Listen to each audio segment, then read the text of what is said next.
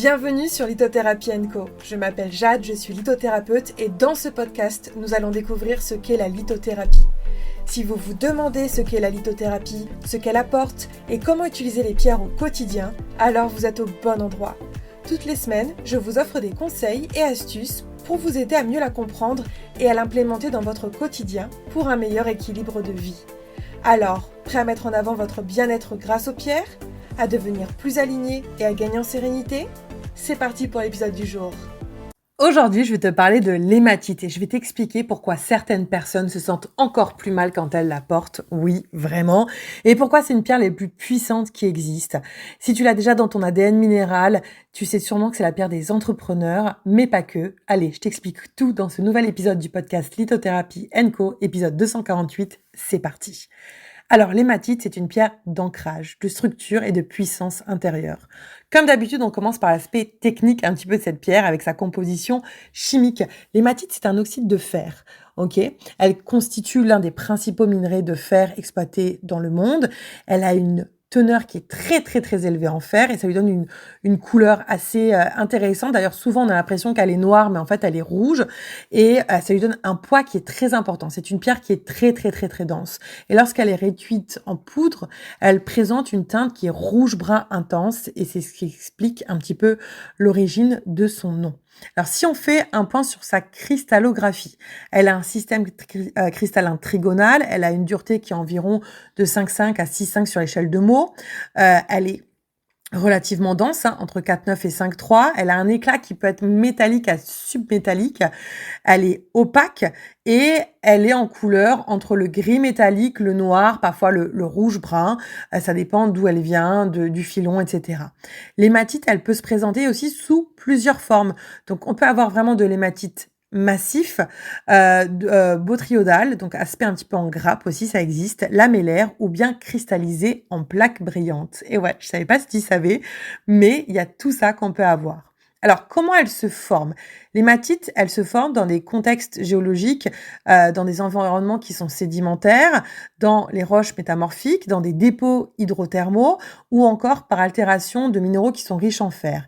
Elle peut également apparaître dans des sols qui sont riches en fer, qui contribue justement à sa couleur rouge qui est très caractéristique comme dans certaines terres d'Afrique ou même d'Australie. Au niveau des gisements, les principaux gisements d'hématite se trouvent au Brésil, en Australie, en Chine, en Inde, en Afrique du Sud, aux États-Unis et en France. Mais figure-toi que nous, chez Audage, notre hématite provient du Maroc. Et oui, l'hématite est extrêmement répandue, ce qui en fait un minéral majeur dans l'industrie du fer. Alors justement, maintenant qu'on a vu un petit peu tous ces aspects techniques, on va aller faire un petit tour au niveau de l'histoire, des utilisations de l'hématite à travers les civilisations. Il faut savoir que déjà, l'origine de son nom, le nom hématite vient du grec haïma qui signifie sang en référence à la couleur rouge de sa poudre. Et depuis l'Antiquité, elle est associée au sang, à la vie et à la force vitale. Alors faisons maintenant un petit tour du côté de la préhistoire et de l'Antiquité. L'hématite, elle était utilisée dès la préhistoire comme pigment naturel pour les peintures rupestres. Et on retrouve sa trace notamment dans les grottes de Lascaux où elle servait à produire des teintes rouges profondes.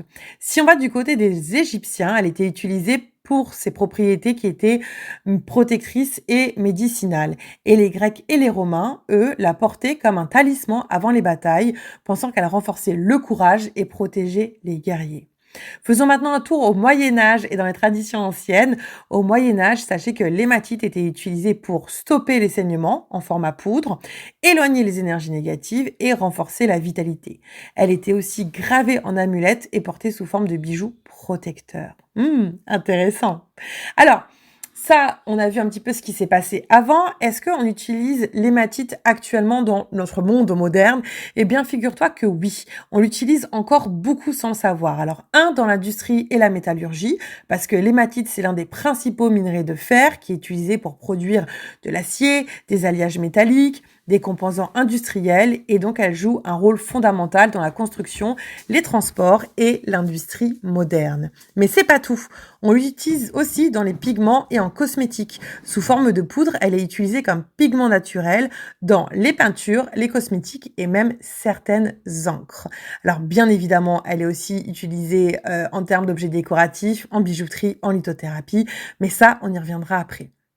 Quelques petites anecdotes et faits fascinants sur l'hématite.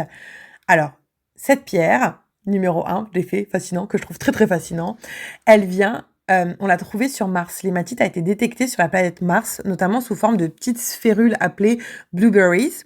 Donc voilà, et du coup ça a renforcé l'hypothèse de la présence passée d'eau sur la planète. C'est une poudre qui est rouge intense, même si elle est noire ou grise à l'état solide, sa poudre est rouge vif, d'où son lien symbolique avec le sang. Autre chose importante, elle a été utilisée par les guerriers dans l'Antiquité. Certains soldats, donc je l'ai dit, la portaient en amulette, mais certains se frottaient aussi de l'améthyste sur leur peau avant les combats pour se donner force et courage. Et enfin, est-ce que tu sais que l'hématite a un effet miroir naturel?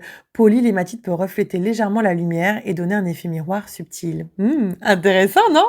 Alors maintenant, on va finir cette découverte de l'hématite en parlant de ses vertus, bien évidemment, sur le plan de la lithothérapie. C'est une pierre d'ancrage, elle est liée au chakra racine, pierre d'ancrage dans le rouge, bien évidemment. Donc c'est une pierre qui donne de la vitalité, de l'énergie. Elle est liée au fer et donc souvent elle va l'utiliser quand on a un petit coup de mou, quand on est un petit peu fatigué et qu'on a besoin d'un petit coup de boost.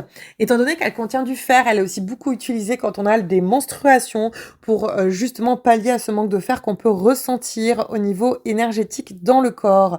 Mais c'est une pierre qui est très dense, rappelle-toi, très lourde. Donc c'était aussi une pierre d'ancrage, de stabilité qui va ramener dans le corps et qui va aider à matérialiser. D'ailleurs, c'est une pierre de projet. Elle permet vraiment d'accomplir ses projets, de passer à l'action et de concrètement faire les choses. Donc quand on procrastine, elle est plutôt pas mal. C'est souvent la pierre des entrepreneurs. Donc c'est la pierre des personnes qui ont tout le temps des projets aussi. Si tu as des projets à mener, c'est vraiment la pierre qu'il te faut. Donc les mettre, les défaire, les ramener ailleurs, mais c'est vraiment une pierre pour tous les projets. Et d'ailleurs, elle amène beaucoup de force intérieure et de structure.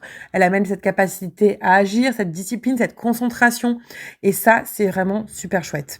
Alors attention néanmoins quand on la purifie et quand on la recharge, enfin surtout pour la purification, vu qu'il y a du fer à l'intérieur, c'est une pierre qui ne se purifie pas à l'eau, sinon elle peut s'oxyder.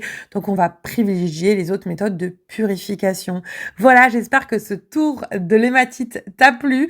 Moi, c'est une de mes pierres chouchoutes et je l'ai dans mon ADN minéral, donc autant te dire que je suis fan de cette pierre. En tout cas, dis-moi si tu l'as déjà testée, si elle te parle en commentaire de cet épisode. Je te mets le lien de nos hématites qui sont éco-sourcées au Maroc juste en dessous de cet épisode de podcast. Et nous, on se retrouve la semaine prochaine pour un épisode super sympa sur les stars et les pierres que tu vas grave kiffer. Allez, à la semaine prochaine. Ciao, ciao!